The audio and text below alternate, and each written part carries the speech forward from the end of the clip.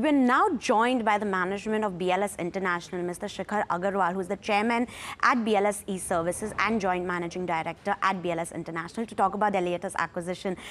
Good afternoon, Mr. Agarwal. Good afternoon. Yes. Up first, the company has acquired UAE-based Citizenship Invest for $31 million via its subsidiary BLS International FZE. Could you first, give us some details in terms of what kind of synergies do you expect from this acquisition? See, I think this is a wonderful acquisition for us. If you see this year, it is our second acquisition under BLS International. We've done some acquisition BLS E-Services before we acquired iData, which was again a big acquisition. Now, this company, I feel, can really value add. This was a $31 million acquisition. This company did a revenue of $10 million last year and an EBITDA of around $5 million. So this is in the business of citizenship and second residency, which I feel is a very big market. It's a multi-billion-dollar market globally. We have not got into the long-term visa business as of yet. And with this acquisition, we get presented into this business. Yes. Mr. Agarwal. And in terms of revenue growth and margin expectations from this acquisition in particular, what are the expectations of the company?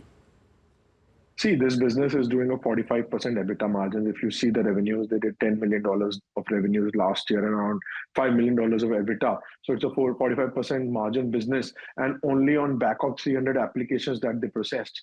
The market itself is around 50,000 applications every year. This company is not even doing less than 1% of the market right now. It is, just tip of the iceberg. With our network of presence in 80 plus countries, the market is upwards of $1 billion plus every year. We, as in our international visa business, we are penetrated more than 20%, 25% global market in visa outsourcing. We expect in the coming years, even the market share in this business should expand, using our millions of existing customers of 4 to 5 million applications that we do every year.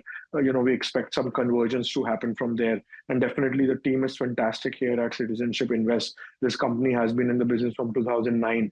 The CEO and the entire team will be with us. And we expect, BLS International now, even a part of this market, capturing more market share. So our numbers and revenue should increase further. Got it, Mr. Agarwal. You said, the aim is to capture more market share. Is there a certain target that the company has set in order to what percentage they need to, capture at? Currently, it's at 1%.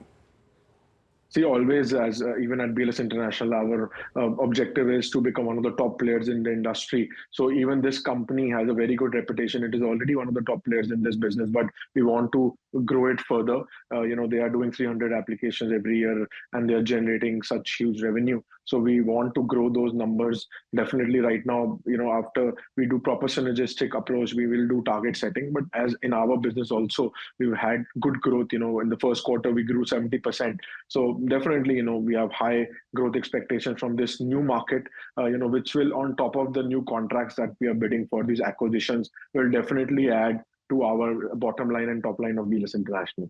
Got it, Mr. Agarwal. Now, in 2023, the revenue of this company was around $9.6 million. What are we expecting in 2024? Could we maybe get a range in terms of the growth numbers?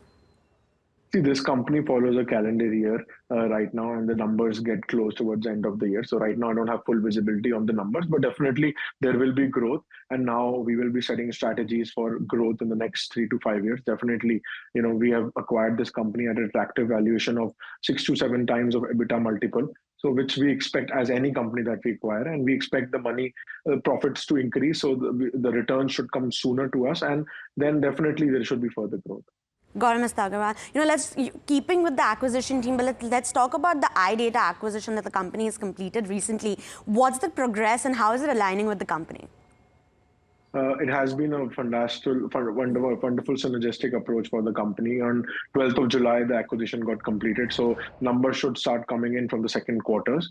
We are now in the process of synergizing our operations in a couple of countries, learning from them, they learning from us. So we expect further growth also coming in that business over the years. And we are also actively bidding for some tenders from those under that entity as well, wherein the markets that they are stronger. So we expect further growth coming in that company also.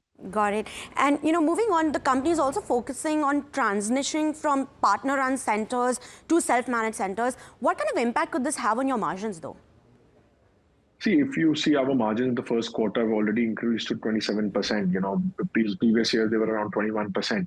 So there has been a fantastic growth in margins. And definitely, as a company was started in many countries, there were strict laws wherein you had to operate with local partners. As the laws got changed, we also changed our model. Definitely, there will be an increase in margin. We did a margin of 27% in the first quarter. We expect further increase of maybe 400, 500 basis points to come within this year itself. So there could be a growth in margins also.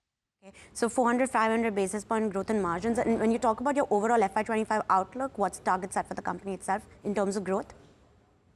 I think if you look at the past first quarter, we've done 70% growth at EBITDA numbers, and we want to maintain those numbers. There are a couple of factors, that could lead to growth. There are multiple billion-dollar opportunity of tenders that we are bidding for and winning.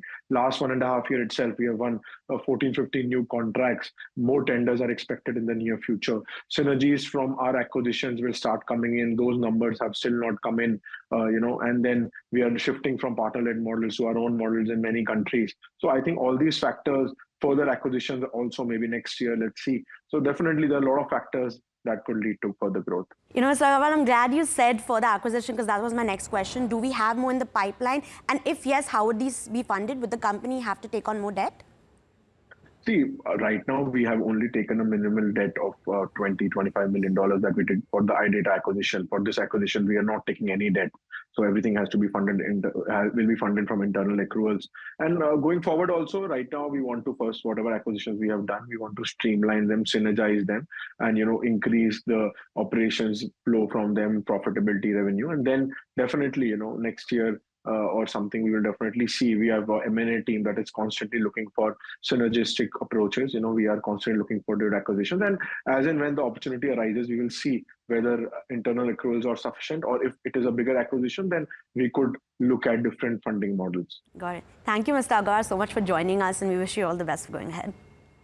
Thank you.